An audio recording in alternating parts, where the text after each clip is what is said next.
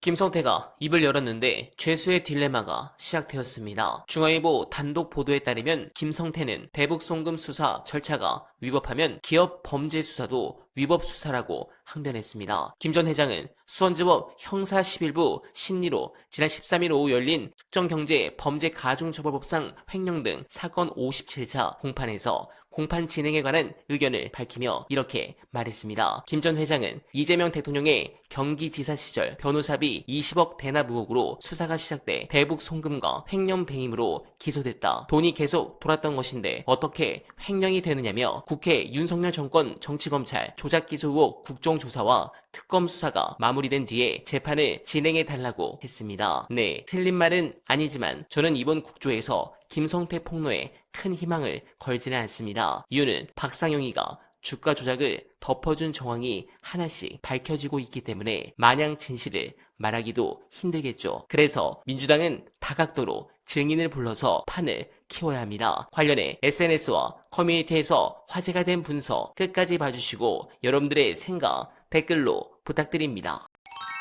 처음에 이제 선철하고 앵커가 표현하셨지만 그런 식으로 박상용의 워딩은 그거였던 것 같아요. 아마도 변호인이 성공보수 약정을 뭐 크게 하신 것 같은데 이화영 부지사를 종범 정도로 낮춰주고 그러면서 좀 소위 말해서 봐달라는 제안을 해와서 그게 안 된다라는 거를 내가 법적으로 설명하는 거였을 뿐이다. 이런 식으로 이제 해명을 했는데 본인은 녹취가 어디까지 돼 있는지 무슨 내용이 있는지를 몰랐던 것 같아요. 그러니까 서민석 변호사 입장에서는 그냥 있으면은 자기가 말하자면 거래를 제안해 놓고 검사한테 뒤집어 씌우는 이상한 사람이 될 수밖에 없는 거 아니에요. 그러니까 아니 진짜로 그렇게 했는지 한번 보자 하고서 예전 거를 이제 공개를 하기 시작한 것 같은데 그 내용을 보면은 굉장히 누가 들어도 그러니까 뭐 재판 경험이 없는 일반 시민이 들어도 아니 검사가 저렇게까지 사정하고 매달리는 건가 이렇게 의심을 할 수밖에 없는 여러 얘기들이 나왔죠. 자기는 그러니까 그게 녹음돼서 폰에 있는 것까지는 알았는데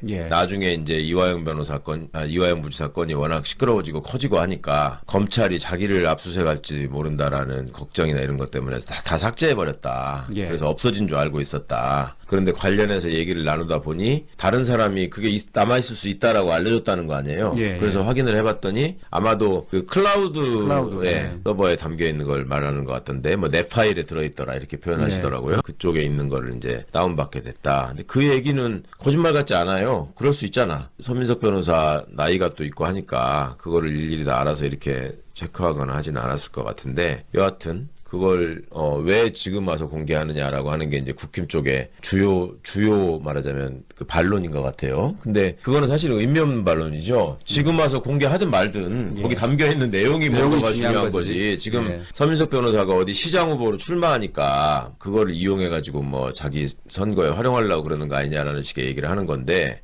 그러니까 저는 그 부분은 서 변호사 말씀이 진실성이 더 있는 것 같아요.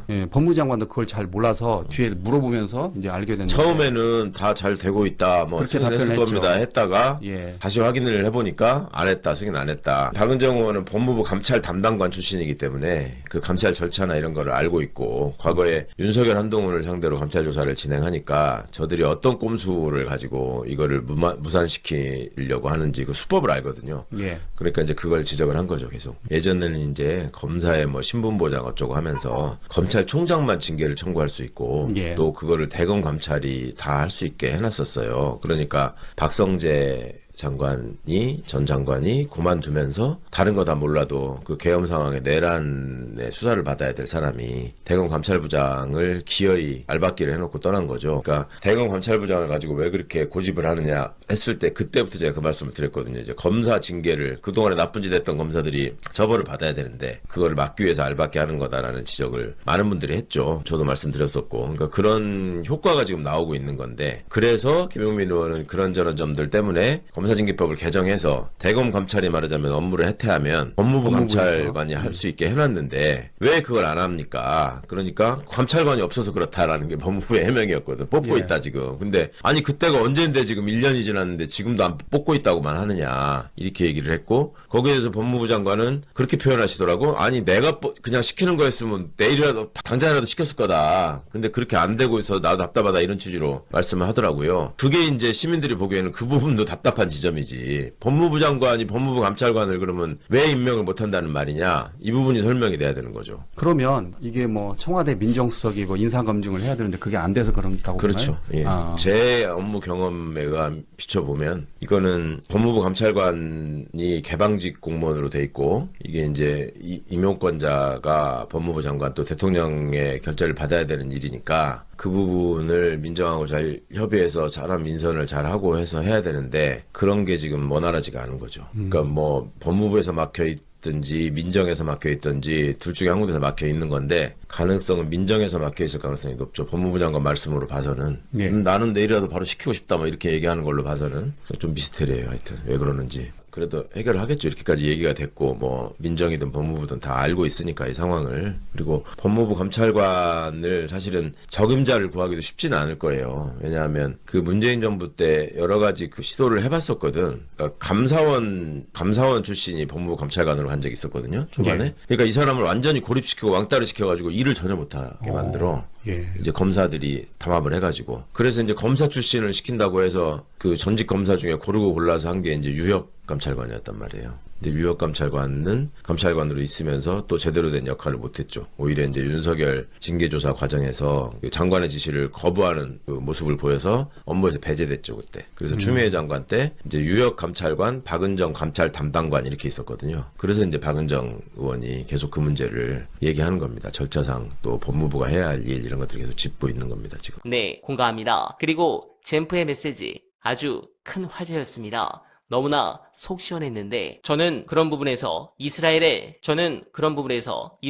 한인 회장의 글을 보며 참담함을 느낍니다. 이란에도 우리 교민이 살고 있고 비즈니스를 하는 분들이 많습니다. 그분들은 아무 죄도 없이 더 불안했을 것이며 결국 삶의 터전이 있던 이란을 떠나 귀국해야 했습니다. 그 정도는 아니어도 중동 국가에 사는 우리 교민들은 모두 힘든 시간을 보내고 있을 겁니다. 나아가 한국에 있는 우리도 힘듭니다. 세계인들이 고유가로 다 힘들지만 중동산 원유의 의존도가 높은 한국은 이번 전쟁으로 특히 더 힘듭니다. 고유가에 고물가에 날마다 너를 뛰는 금융시장으로 인해 생존을 위협받는 경제전쟁에 모두가 다 힘듭니다. 이재명 대통령의 이스라엘 비판은 그런 배경에서 나온 겁니다. 미국과 이란이 일단 휴전을 하고 종전협상을 하고 있는데 네타냐후의 이스라엘은 그게 싫어 회방 놓기라도 하는 것처럼 레바논을 공격한 것에 대한 질책입니다. 저는 대통령께서 적절한 시기에 아주 잘하셨다고 생각합니다. 여러분들은 어떻게 생각하십니까? 공감하셨다면 소중한 어나바 후원 부탁드립니다. 댓글에 고정된